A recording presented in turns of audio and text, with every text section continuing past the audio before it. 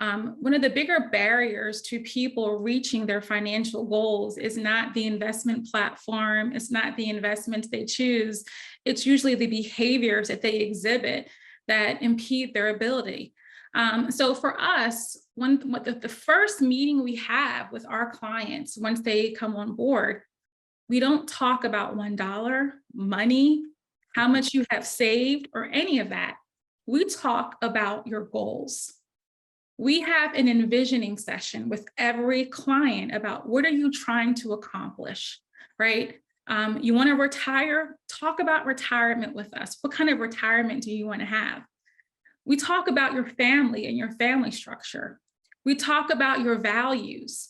We talk about what brings you joy, and we talk about what you fear the most. And I think it's important because every plan we do is individualized, right? There is no cookie cutter plan. You can have a cookie cutter investment model, but you can't have a cookie cutter plan for anyone. And we want to uncover in that first meeting, what do we think are the emotional barriers that you have to reaching your goals, right? What are the things that you fear the most? What are the things that you value the most? And to Kevin's point earlier, one of the things about being a financial planner and helping people is you can't think about you and your assumptions and your attitudes towards money and impart that on someone else. Everyone had a different upbringing. Some people grew up very wealthy. Some grew up not so wealthy. Some people have a scarcity mindset. Some people have an abundance mindset. Some people find joy in other places that you don't find joy in. And if I make an assumption that the values that I have for myself and my goals are the same for you, I really can create that roadmap for you to reach your goals. So having that conversation is really important. And particularly, I'll say even for spouses or couples, right?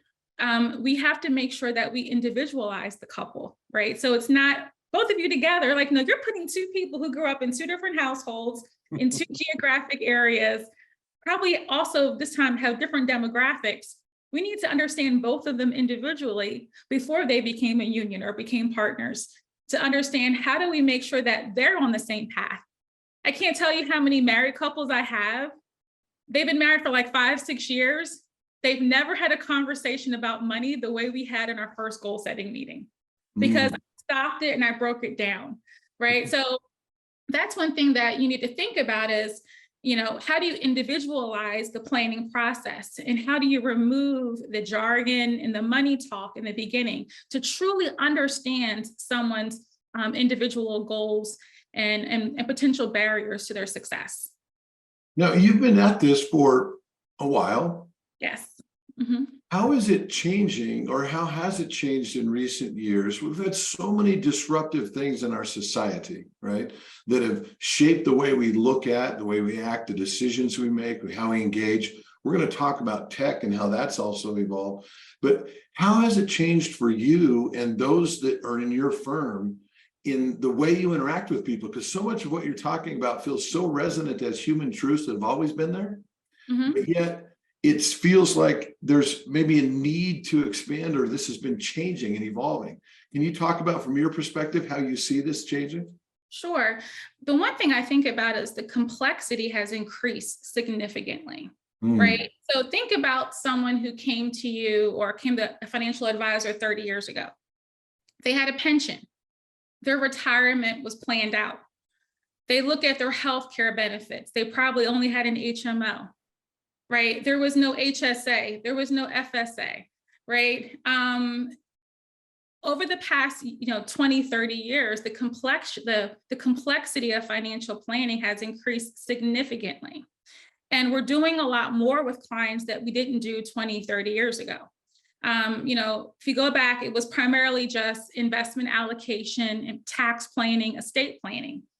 Think about the employee benefit packet you get every year in September, October, and November. There's FSA, HSA, dependent care credit. There's a high deductible plan. There's a PPO. There's an we didn't have that, right? And so we find ourselves helping clients navigate this complexity. Because maybe not for you, but when I went to college, no one told me about what an HMO was and a PPO was, right? No one ever explained that to you.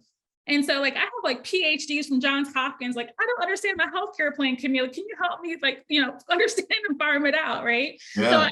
I think, one thing we forget is that financial planning has evolved in terms of the scope, right? In terms of healthcare, taxes have gotten a lot more complex than they were historically, even for someone with a W-2, right?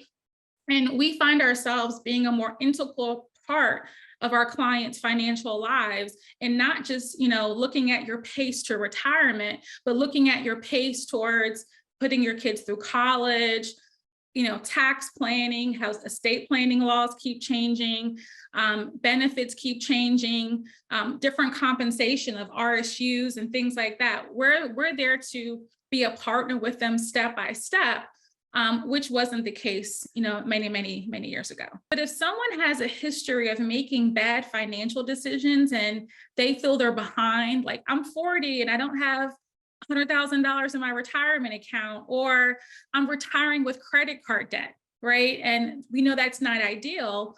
We will never uncover that unless there's a human connection, unless someone's going to pause and say, what are your concerns about retirement, right?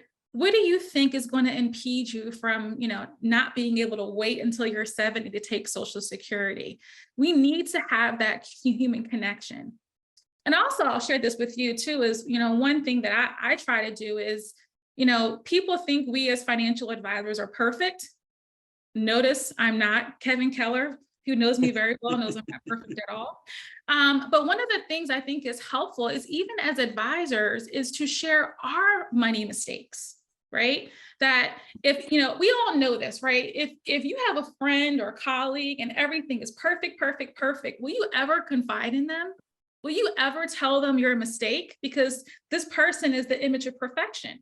So with my clients, that human connection, I trade, right? You did this. Well, let me tell you what I did when I was 18 and that Discover card that I got, right? Like, you have to be able to ensure that your clients and individuals can think that you can empathize with them and understand their position, provide that human connection to allow them to move past the shame and move to actionable items with their financial plan.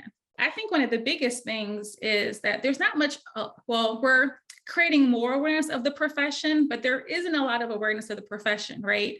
I always joke with people, like, if you want to be a real estate agent, just put on Netflix and you're watching Selling Sunset and you hear about $1 Million Mansion, right? If you want to be a boat captain, you can watch Below Deck. But the only TV show we have for financial advisors is Ozark, which doesn't make it look too appealing at all, right? Who wants to hide from a Mexican cartel, right? But I think that people don't understand how, to Kevin's point, what a wonderful profession is. I mean, this is, and how do we reshape what we do every day? People make an assumption that I sit with, 5 screens and trade portfolios all day and look at charts. That is not what I do. What I do is I help people. I help people retire. I help people send their kids to college. I help people get out of debt. I help people buy their first home.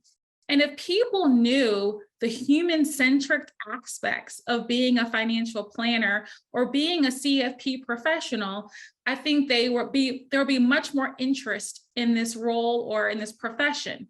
The joy that you get, to Kevin's point of, people join this profession to help people.